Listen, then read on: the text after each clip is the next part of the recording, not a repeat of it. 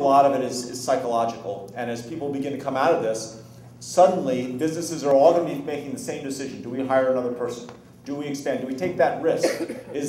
Are the conditions appropriate that we're not going to lose money or put our business at risk?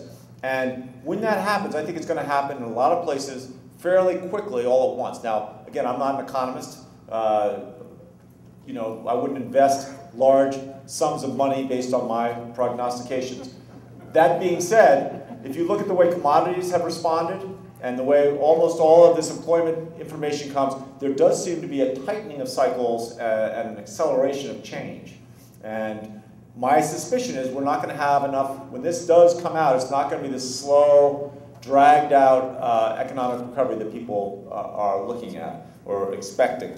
Denver, I believe, is going to come out of this recession stronger and faster for a number of reasons. One is we put a fair amount of money. We passed the Better Denver bond program back in 2007, and as we slipped into this recession, right after the DNC, after we hosted the Democratic Convention, we recognized that we could do our own local stimulus, and rather than worry about where would we find the money, the voters had already passed these bonds, and we knew that they were critical infrastructure investments. So we had $550 million that usually a city would spend 5 to 10 years.